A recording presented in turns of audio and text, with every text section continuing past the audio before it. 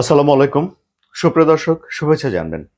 Russia Ukraine যুদ্ধ কি বন্ধের দিকে যাচ্ছে, নাকি এটিকে কেন্দ্র করে নতুন যুদ্ধের শুরু হচ্ছে, সেটি এখন একটা বড় প্রশ্ন হয়ে দেখা দিয়েছে। যদি পরিস্থিতি গুরুতর নাই হবে, তাহলে মার্কিন প্রেসিডেন্ট ডোনাল্ড ট্রাম্প কেন বলছেন যে তৃতীয় বিশ্বযুদ্ধের একটা আশঙ্কা রয়েছে, যা তারা দেখতে চান না? চলুন এসব বিষয় নিয়েই আলোচনা করি। সবার আগে বলি যে মার্কিন প্রেসিডেন্ট ডোনাল্ড ট্রাম্প এই যুদ্ধ বন্ধ করার জন্য নতুন একটা পরিকল্পনা এখন সামনে নিয়ে এসেছেন।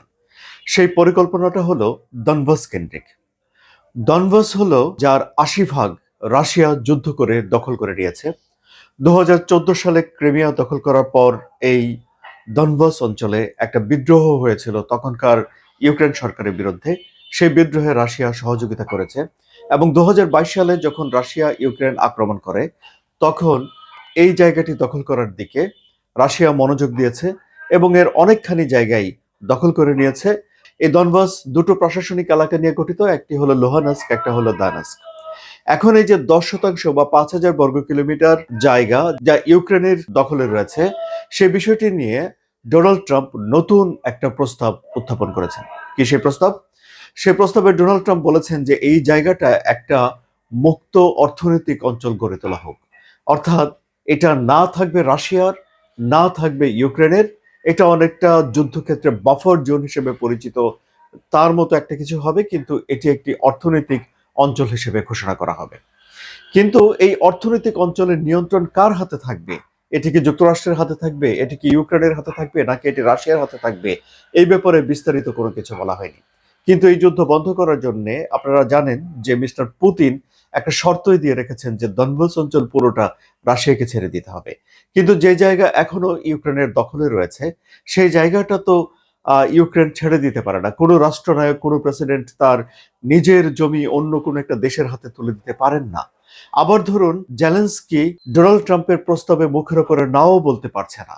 এই উভয় সংকটে পড়ে এখন জেলেনস্কি কি করছেন? তিনি একটা তৃতীয় পথ খুঁজে বের করেছেন। তিনি বলেছেন যে এখানে একটা গণভোট হতে পারে, অর্থাৎ ইউক্রেনের জনগণ সিদ্ধান্ত নেক যে এই জায়গাটির কি হবে। এখন যদি গণভোট হতে হয়, তাহলে এক ঢিলে দুই পাখি মারার মতো কাজ করে ফেলতে পারেন জেলেনস্কি। একটি হলো যে গণভোটের মাধ্যমে রাজনৈতিকভাবে তার অবস্থানকে ইউক্রেনে সুসংহত করে ফেলা।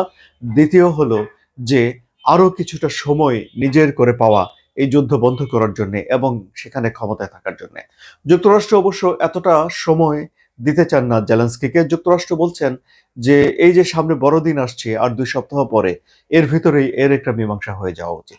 আবার যুক্তরাষ্ট্র ইউক্রেনে একটা ইলেকশনও দেখতে চায়, যদিও জেলেনস্কি বলেছেন যে এই নির্বাচন অনুষ্ঠান করতে হলে এখন সেখানে নির্বাচনের প্রস্তুতি এবং নির্বাচন চলার যে সময়, এই সময়টিতে সেখানে একটা যুদ্ধবিরতি হতে হবে। কিন্তু যুদ্ধবিরতির ব্যাপারে রাশিয়ার ঘোরতর আপত্তি রয়েছে। রাশিয়া মনে করে না যে যুদ্ধবিরতি কোনো সমাধান। রাশিয়া মনে করে যে যুদ্ধবিরতি যে কোনো সময় যে কেউ ভেঙে ফেলতে পারে। সুতরাং রাশিয়া একটা টেকসই এটার বন্ধ করতে চায়, মানে চিরতরে বন্ধ করতে চায়, এবং সেগুলো বন্ধ করার জন্য রাশিয়ার শর্ত হলো আবার যে কারণে রাশিয়া ইউক্রেন যুদ্ধ বন্ধ হয়েছে, সে কারণগুলোকে দূর করা। এখন তাহলে দেখা যাচ্ছে যে সবাই বলছে যে এখানে শান্তি দরকার। যেমন ডোনাল্ড ট্রাম্পের কথা ঠিক যে প্রতি মাসেই হাজার হাজার মানুষ সেখানে প্রাণ হারাচ্ছে এবং এই যে প্রাণহানি, এটি বন্ধ করা দরকার। কিন্তু ডোনাল্ড ট্রাম্প এই যুদ্ধ বন্ধ করার জন্য, ডোনাল্ড ট্রাম্পের দিক থেকে যেটি চাওয়া সেটি হলো যে টোটালি এই যুদ্ধ বন্ধ হয়ে যাক, কারণ এটি ডোনাল্ড ট্রাম্পের নির্বাচনী অঙ্গীকার। এবং যেই জাতীয় নিরাপত্তা কৌশলপত্র প্রণয়ন করেছে যুক্তরাষ্ট্র, সেখানেও বলা হয়েছে রাশিয়া ইউক্রেন যুদ্ধ বন্ধ করা যুক্তরাষ্ট্রের একটা অগ্রাধিকার। সুতরাং এটি হলো যুক্তরাষ্ট্রের দিকে চাওয়া। আর ইউরোপ কি বলছে? ইউরোপের কথা হলো যে রাশিয়া ইউক্রেনে আগ্রাসন করেছে এবং ইউক্রেনের অধিকারকে নষ্ট করেছে। সুতরাং এই আগ্রাসন বন্ধ করতে হবে। এটি হলো ইউরোপের চাওয়া। ইউক্রেন কি বলছে? ইউক্রেন চায় ন্যায় বিচার। ইউক্রেন মনে করে তারা আক্রান্ত হয়েছে, এর বিচার হওয়া উচিত এবং পরবর্তীতে আবারও কখনো ইউক্রেন আক্রান্ত হবে না, এর একটা নিরাপত্তা গ্যারান্টি থাকা উচিত। যুক্তরাষ্ট্রের নিরাপত্তা গ্যারান্টি দিতে পারে, বাকি বিশ্বই নিরাপত্তা গ্যারান্টি দিতে পারে। এটি হলো ইউক্রেনের চাওয়া। রাশিয়া কি চায়? রাশিয়া চায় দনবাস অঞ্চল পুরোপুরিভাবে রাশিয়ার দখলে চলে যাক। ইউক্রেন একটা দুর্বল রাষ্ট্র হয়ে থাকুক, তার সামরিক শক্তি থাকবে না, ন্যাটোর সদস্যপদ হবে না। রাশিয়া চায় ন্যাটো তার পূর্বাঞ্চলে সম্প্রসারণ করবে না। যদিও যুক্তরাষ্ট্রের যে চাওয়া তার সঙ্গে রাশিয়ার চাওয়া কিছুটা মিলে যায়। যেমন যুক্তরাষ্ট্র বলছে যে ন্যাটো সারা জীবন ধরে বড়ই হতে থাকবে একটা সামরিক জোট হিসেবে, এই ধারণা থেকে বের হয়ে আসা উচিত। ন্যাটোকেই বলছে।